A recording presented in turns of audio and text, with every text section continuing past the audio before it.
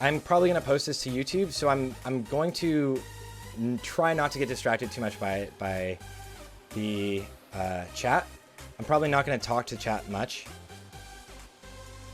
And also that means if you follow or sub during this, I'll call you out at the end. But love you guys. Yeah, I don't have chat on stream anyways. This VOD was given to us by Pappyqt, who is a warrior in Rise, a really incredible warrior. Although you should know that he forgot to mongoose until Oro, which is just kind of happens. Whatever. It's so unfortunate. But the run itself was the new world record. It was what, 34 minutes and 5 seconds? Is that what the time is? Officially 34 minutes and 4 seconds. Officially. If you look at the DPS, these guys pump overall DPS. This is encounters and trash. Over 800 DPS on encounters and trash is fucking great. And Amaso is actually an insane warrior. That's just nuts. He's actually nuts. Composition wise, Rise is running almost entirely warriors. They literally don't. Yeah, Evil Ryu is incredible. Evil Ryu came from white too. Pappy came from white main. Amaso came from white main. Reflex, quite a few guys came from white main. Ryu's just an amazing warrior too. So, composition wise, guys, they literally have 0 mages. It is all melee except for 2 warlocks to tank twin M's, 2 hunters, mostly to pull, and then everything else is warriors and rogues. They're running 6 rogues, but again, that is because 2 of their warriors had something real life come up that was last minute, so they no longer could run more rogues. Buffs wise, as usual, before you even start, you do want to have a greater arcane protection pot if you're running a speed run, so that's great. He's using a fort and the armor potion, so just to have extra armor, which is great. Also, like, there's a lot of packs like this actually stacks with a greater stone shield, so it's actually very useful to use. Food buff, everything else is pretty standard there. And the 50 stamina on top of the flask. So 50 stamina on top of the flask. In a speed run, almost everybody should be running that. You're going to take a lot of damage. And honestly, tanks or just warriors in general, you might have to pick something up just pretty much all the time. Also, yes, as Alliance, they don't have Wind Fury, of course, but Alliance have a lot of advantages of just with threat. They have so many more advantages with threat, which a lot of speedruns do see issues with threat and things running around all over the place. So that's just kind of annoying. I'm going to move myself slightly lower so that it covers up the chat. For the most part. Here, let's move this above and let's move me there. Cool. Just to cover up the chat. All right. And they are ready to run. All right. To start off the raid, guys, which my guild ran our first speedrun tonight, and we didn't do this. I don't know why, but every speedrun should wait for the Eradicator to actually move away, because it takes too much time to pull the Eradicator to then pull the Destroyers or Annihilators. You just want to move in right away, dude. The Sentinels, whatever. You want to move in, get really fast callouts on which one you're killing. Honestly, it could be helpful to almost just call that you're killing one in specific, no matter what. But you want to then pull in the Eradicator and cleave it down. I don't know why it's being tanked outside of the group, but you can see actually they actually pull these into each other so that they can cleave things down. You can semi-batch these potentially so that they don't get full heals and so that they die at the same time if you really wanted to. They've already pulled the next Eradicator and they're moving forward just instantly. Like, there's no pausing between doing anything, and they're actually like pulling mobs towards where they're going to do everything else. Unfortunately, that other God, I forget what it's called right now because I'm spacing out. The other mob patted away, but they could actually potentially pull that with the boss. It's not really something that's actually scary. They could just cleave it down. It's not intimidating at all. They got pretty lucky on the Sentinels. The Sentinels weren't anything really bad or scary. See right here? Okay, yeah, exactly. So they are going in instantly. Like, they're actually going to go pull the Eradicator with Scarum, and their focus is technically the Eradicator. You are wanting to kill the Eradicator first while you're cleaving down Scarum, and you're not really getting mind controlled just yet. Scarum is getting absolutely destroyed, and the fear of cleaving down your friends is intimidating. Big Mike took a lot of damage, and Thrisser actually probably got cleaved down. So that's why you try to have a ton of health, because there is times when you're cleaving on speedruns. But hopefully, if people notice that the MC target is right on top of you, then you'll actually just move and stop cleaving them, right? So like, the mind control is going to happen here. Another thing for the mind control, make sure you put Curse of Recklessness on your mind control targets. Always Curse of Recklessness them, because it gives them a DPS buff when they come back from not being mind controlled. Mount up. To instantly be able to mount up after bosses, it means nobody's using Blood Rage. I don't know why warriors like to do this, but it makes no sense, and it stops everyone from being able to mount up because you're still in combat. So don't Blood Rage at the end of a fight, or cancel Aura it if you have to. They're pulling these Guardians down into the room. They just actually pulled the Mindslayer away, and they're just letting other people finish it. All of the melee are moving forward. They're not really worried about that Mindslayer. It doesn't have too much health, and that's not something they really need to focus on.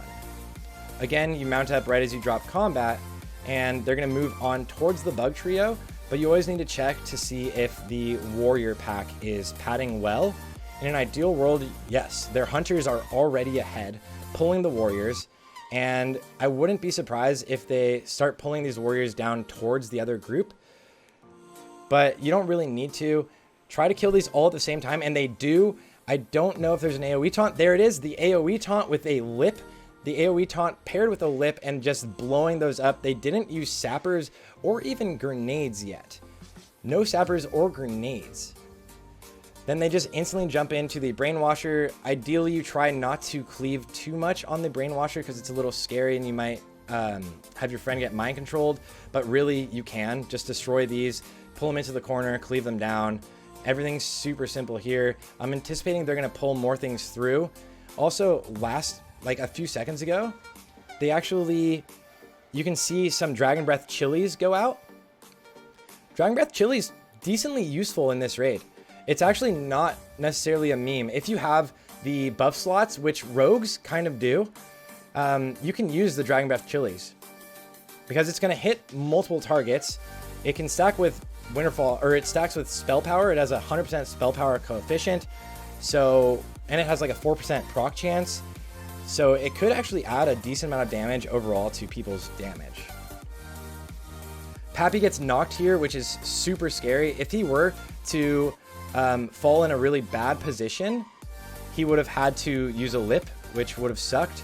I don't think he has to. Yeah, he falls and just takes half of his health as damage. That was unfortunate. That was bad positioning technically, and he wasn't fast enough to intercept back in. The group does not wait for anything. They instantly go in and start attacking. The boss, Princess Yuage, is always, for the most part, usually the kill target.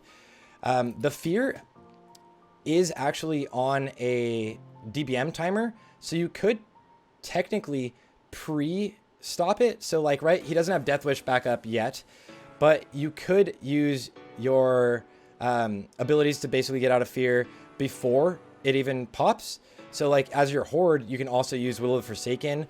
If you're a rogue, you could technically vanish it. It ideally goes off right at the second of the fear cast.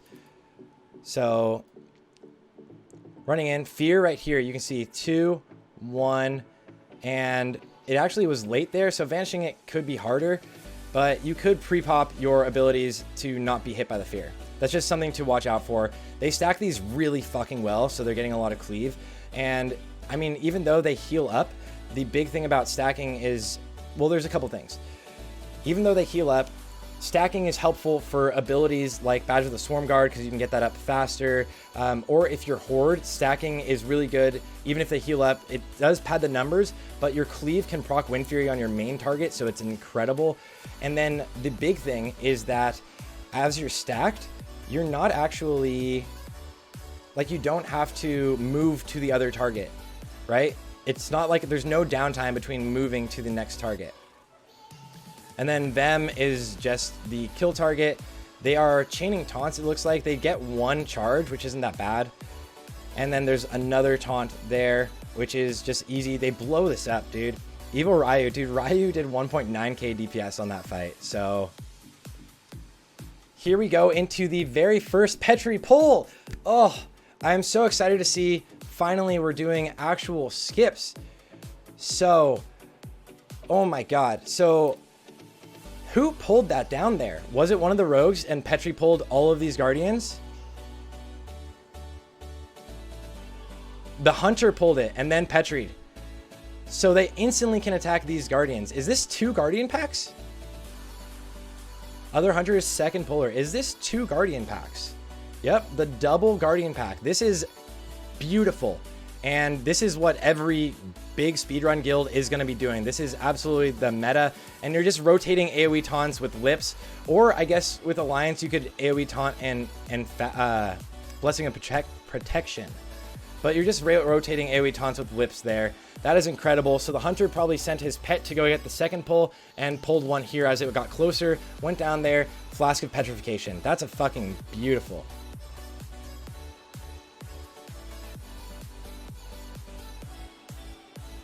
So the warriors then are pulled again with the warriors are pulled with the soldiers. The good thing to do if you pull both of these is to pull the warriors away. You can have just your DPS warriors tank these. These guys don't hit very hard and they literally don't do anything scary until they die. So just get them all low so that as these die, you can kill all these at the same time. Or you have people that are just killing these, right? It looks like the DPS is stopping a little bit on the warriors. So you just want to get the other ones low, waiting for everyone to come in. And yep, DPS is stopping on the warriors. They're just killing the soldiers, which is great. And then probably another AoE taunt here. As you can see, they all ran the exact same way. AoE taunt, and there's no sapper used. No sapper again, guys, because we are about to move into Battle Guard Sarthe. Always take those warriors away, guys, because if you cleave them down while you're in the soldier pack, you're just gonna get screwed. Like, you're not gonna be ready for it. It's, yeah, pull those away. We might have time to get a Juju back up. Everyone's gonna mount up and run in. Alliance have the advantage of having paladins, so they can instantly stun these, and these guys will die. Look at that, Hodge right on it. Sappers, we are seeing recklessness being used right here. Evil Ryu's at 3.4k. So this boss is gonna fucking die. Excuse my language, but that is just an absolute burst. Your only real rogue target is to... God, that was so fast. 2.7, 2.6, 2.6, 2.4, 2.4, 2.4. That was so fast.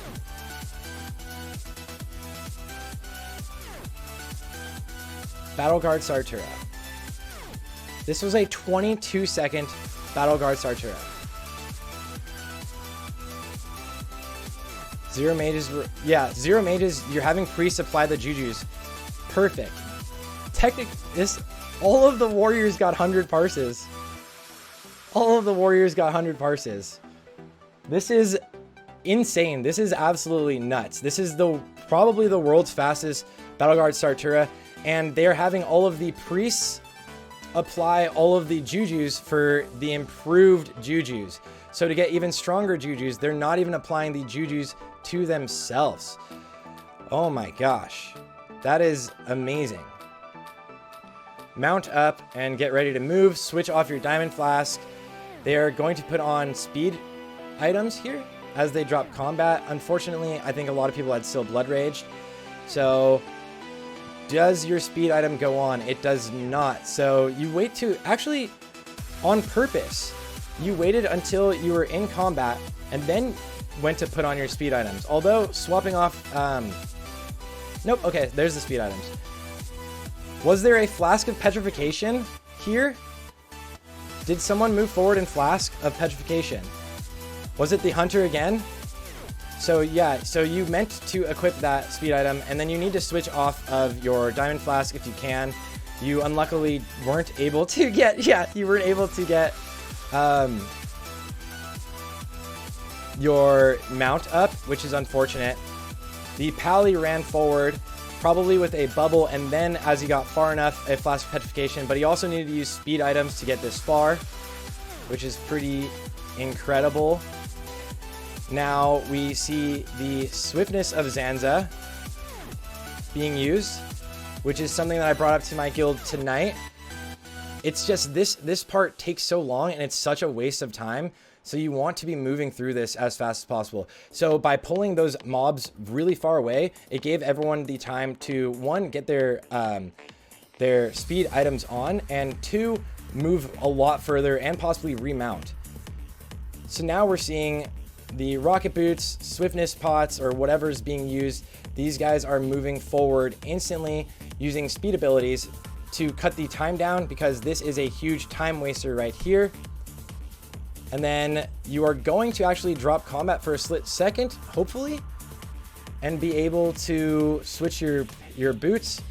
It might not happen. Combat was not dropped, so it's fine. You don't need to switch your boots, although you did then also put on the nifty stopwatch. So the nifty stopwatch was put on here. So we're going to see some hunter probably, or a tank actually, pull the 2 packs over there. The reason for that is because the first person that pulls them gets hit by a double like blast. You see that? The double nature blast. It does actually a lot of damage, but if it's a hunter, he's not too worried. He can move and he has like a lot of health with the flasks, so he wouldn't have changed probably the swiftness of Zanza over. And yes, ideally combat would have dropped there. Thancred was absolutely destroyed. You'll usually only want to pull one of those crawler packs right there. It's not really useful to pull 2. Swaps off of the trinket. Swaps off of the nifty trinket and into nature res gear. And which weapons were we using? Double cold rage. So I'm hearing that double cold rage is better than Hammer the North Wind for warriors. You just keep heroic strike queued, and he pops on ACLG with the, oh, because you have ACLG, you pop on the double cold rage. Pog, dude. Move in instantly. You can see that he already has frost oil applied to his weapons. Everyone needs to have frost oil applied to their weapons already. Life-giving gem is just for extra HP. It's a useful thing to have on this because this fight is about kill time. It's not really about the DPS you do.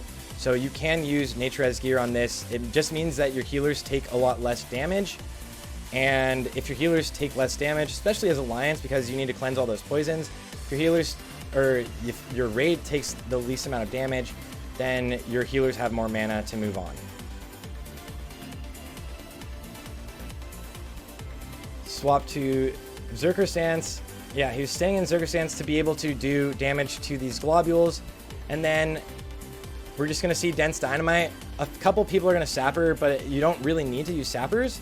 Unfortunately, this still has like 3% health, so one of the globules didn't fully die, which is just an unfortunate situation.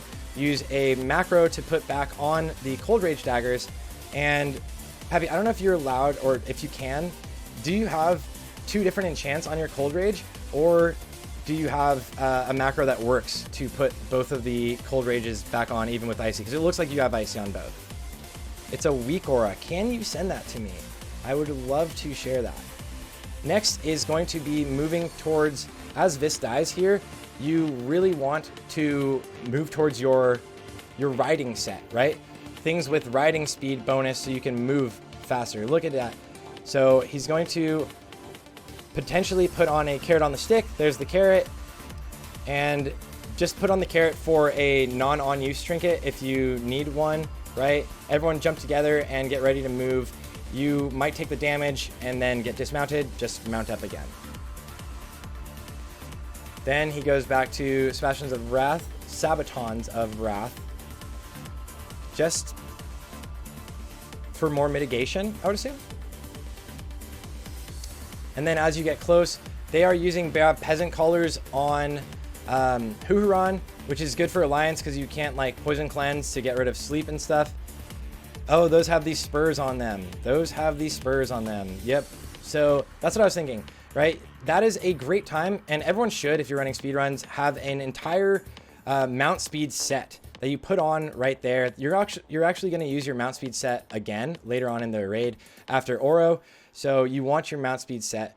As you pull the hive crawlers, you want to cleave them down and also start pulling everything else. So you can see that this hunter is an incredible puller, and he probably uses lip quite often as he starts taking damage.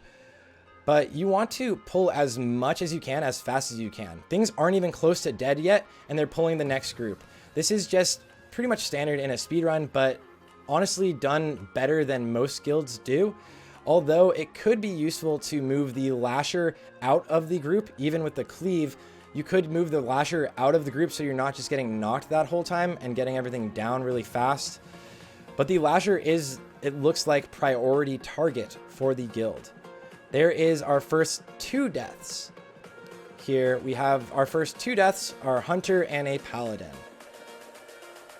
Item rack can be sketchier than using macros. Yes, item rack can be sketchier than using macros because if you're in combat, it kind of sucks changing the items, but you can use item rack. Now moving back in, we are putting on Barov Peasant Collar. As you can see, a lot of people are putting on Barov Peasant Collar now, which is just going to eat the sleeps on this fight. And then you want to basically stack rage if you can, especially your tank wants to stack rage. There's 1 pull left.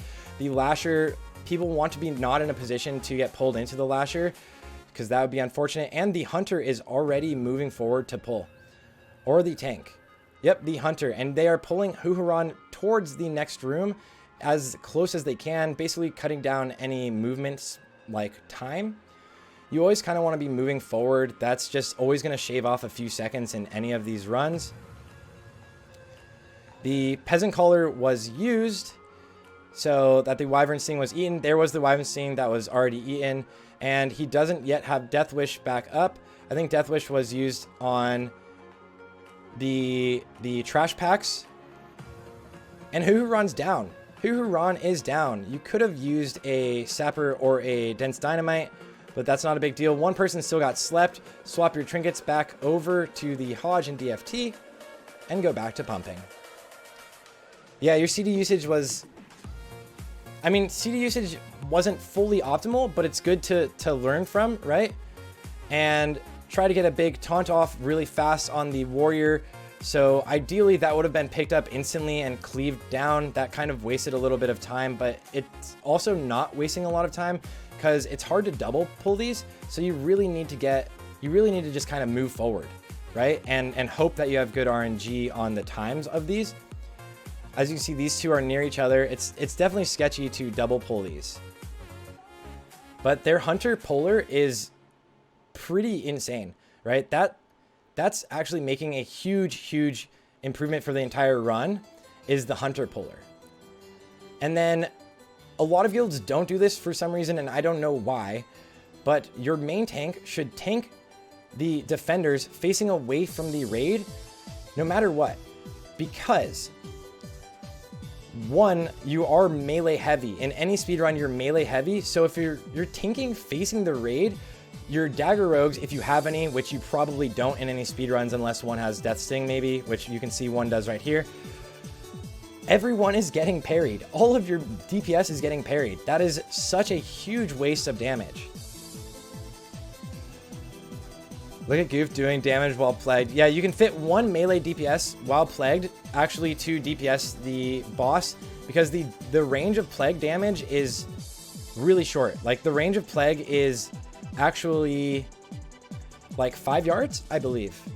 So it's extremely short. We're looking at a trinket change from Earthstrike over back to Hodge.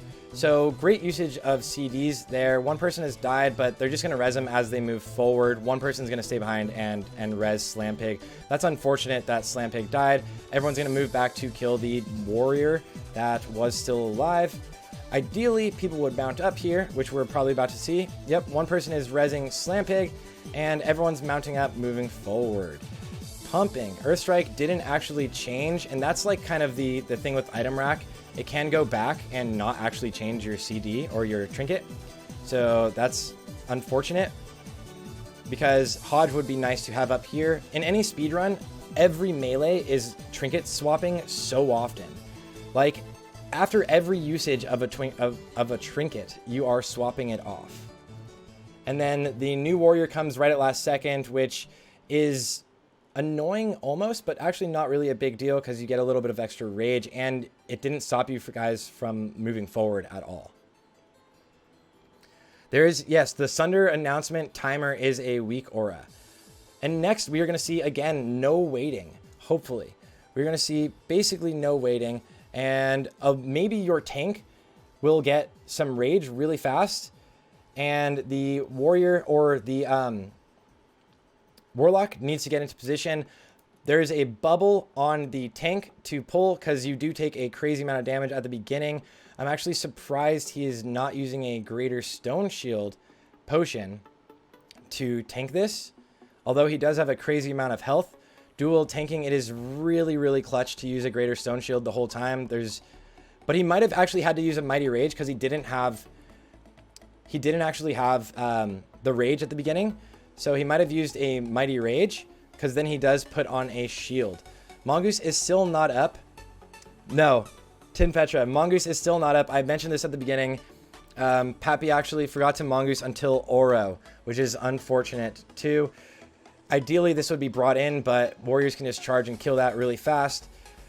These are really, really short distances between the emperors. This is actually probably the best positionings you could have between the emperors. And I'm also surprised we don't see more swiftness potions.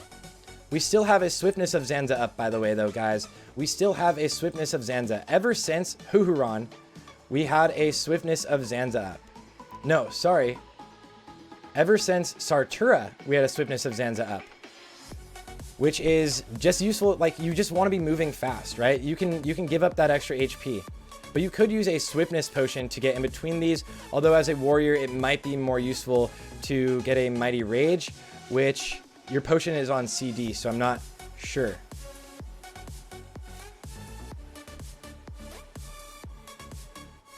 They do have improved exposed armor up.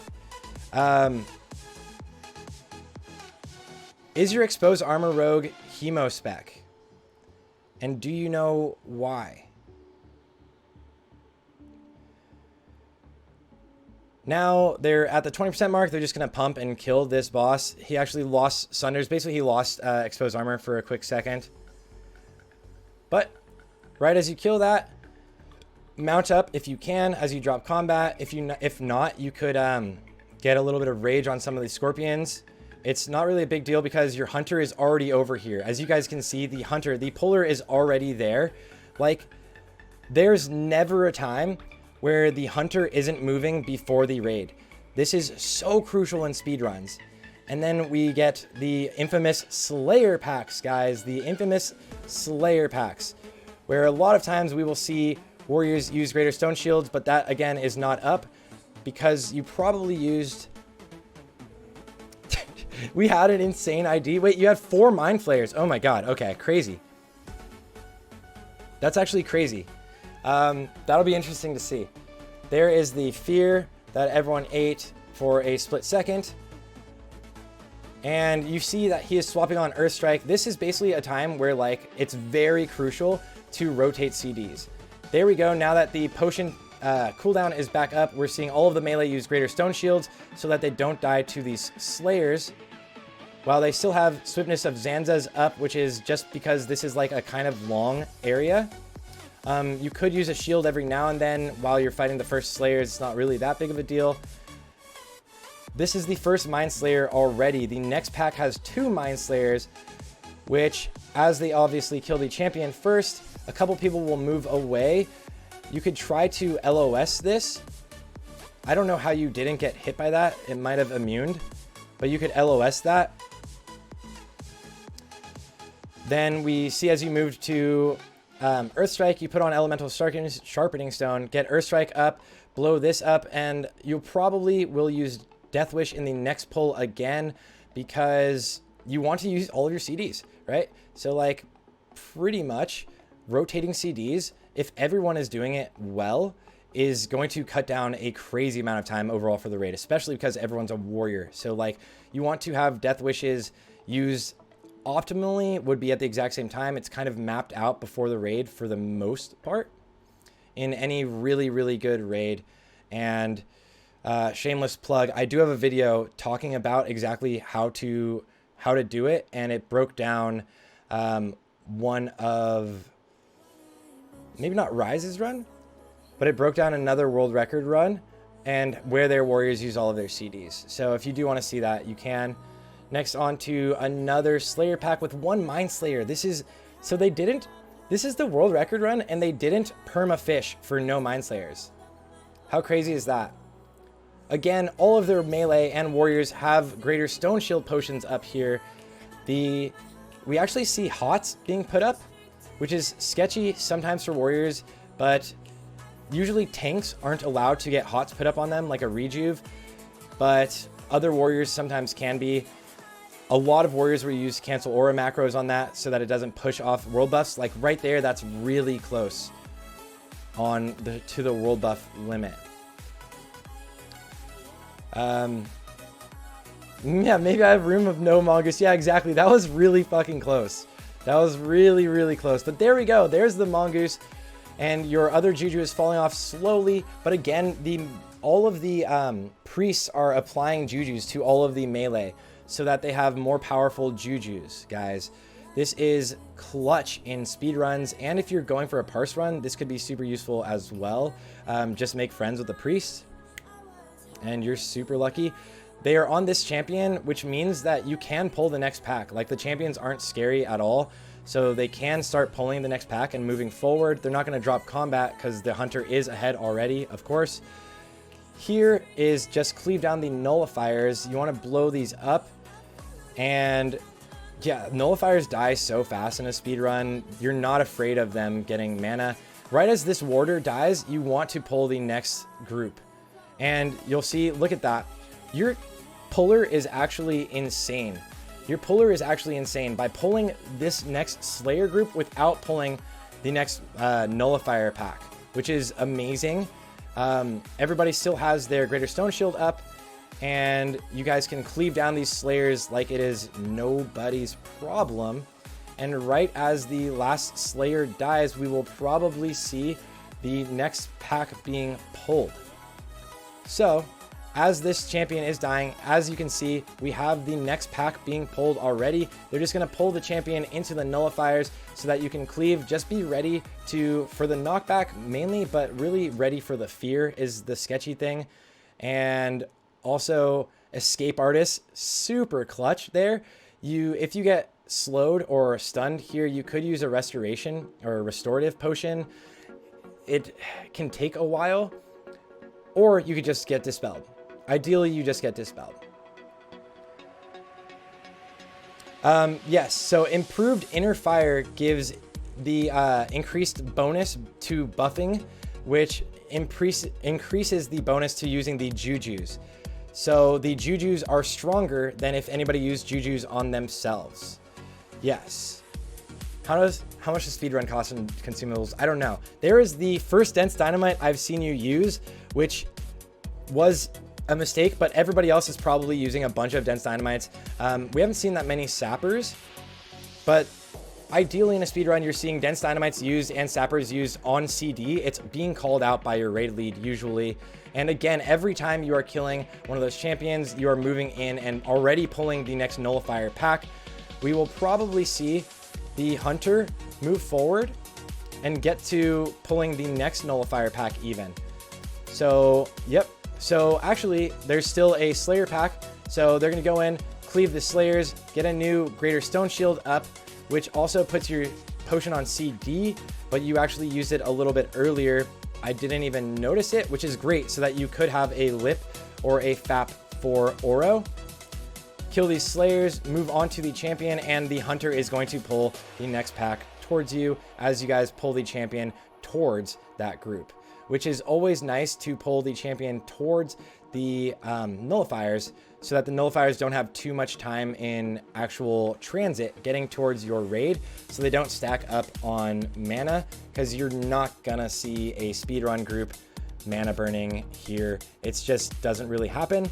Then, of course, you pull the warder towards Oro. Start pulling the warder towards Oro so that, again, it cuts down on time actually just getting to the boss. Pop on Diamond Flask. I didn't see which. Oh, there we go. You popped Roids, which could have been done later, actually, which is unfortunate, right? You could have popped Roids either earlier or later, so you all got in. Look at that, guys. The tank moves in, moves away for a second, still gets knocked, and then the main tank goes in and grabs aggro. He actually gets one shot, which is probably a parry haste, a little bit of a flurry. That is intimidating for sure. So that was unfortunate, where the main tank gets one shot.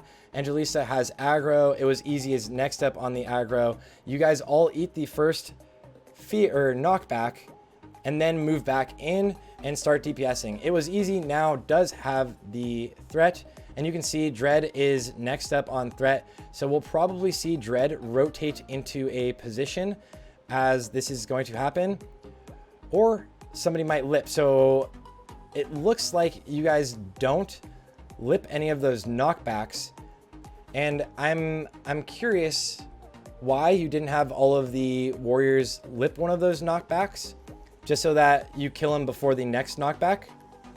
Because you can see there is a last sweep going out. So it might be just to save potion cooldown for Cthulhu to pre-pop a nature protection pot. And then again, you will put on your mount speed, guys. Mount speed that. So put on your mount speed items. Move on. After the mount speed item, you're going to move on your Earth Strike, because Diamond Flask will be on CD. So we're going to see Earth Strike. You can use Earth Strike twice. There's really not really a chance that you would kill the boss under 2 minutes. So you can always use Earth Strike twice. You guys actually leave the tank dead. Make the call to leave the tank dead there. And that just means not only are they going to have 2 more warriors in their actual next run, which they're going to have another run, guys. They have 2 more runs that they can do within this Darkmoon Fair, but they're actually missing a full DPS. He's a tank. Even though he's a tank, he's probably going to do like 700, or no, he's lost world buff, so he'll probably do like 500 DPS on Cthulhu. So that's losing out on even more DPS, and still gets the world number 1. Switches off of the actual. So right here, you would have had time to summon the tank if you had rezzed him. You would have actually had time, because that was waited for quite a while. The tank runs in on one side, everybody else runs in on the other, so you guys can get into position at the exact same time, a little bit faster. And then you all just get into position, get into your spot. We see that he did pop on Earth Strike, got off of the speed. He got off of the mount speed items that he needed, although he's not using Earth Strike. Now he used Earth Strike. That was a little late. We'll see how Earth Strike comes back up. Again, Pappy does mention to us that he scuffed his CD usage quite a bit. In a speed run, do not use Death Wish on phase 1 on Cthulhu, guys. You are not using Death Wish on phase 1 of Cthulhu, although you could use a Mighty Rage Potion. If you saved your potion CDs, all of the warriors could use Mighty Rage, because they will have Mighty Rage back up for the end of the fight. So every warrior could have 60 extra strength, which I wouldn't be surprised if people start doing that. Also, I don't know what the exact mechanic is with Whirlwind hitting or not. I think it's phase 2 that Whirlwind doesn't really hit. You can drop combat here and swap on other trinkets if people wanted to. Like as a rogue, a lot of rogues should swap on Renataki's trinket. And if you don't have 5 of 5 tier 2.5, swap on also your ZG shoulders, because the 20 attack power you get from that is pretty massive. And the stats are really similar to tier 2.5. Kind of. Enough for the attack power to be good. you can notice that a lot of people use Masterwork target dummies.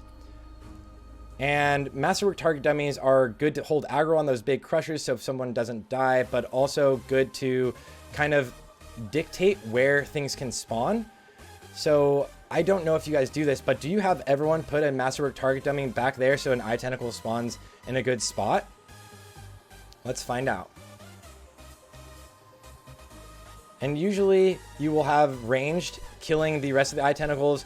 A hunter can usually take these out. The druid healer even is going back here and taking these out. I don't know if the druid is boomy spec because druid heals don't do that much. Druids are mainly in the raid to fairy fire.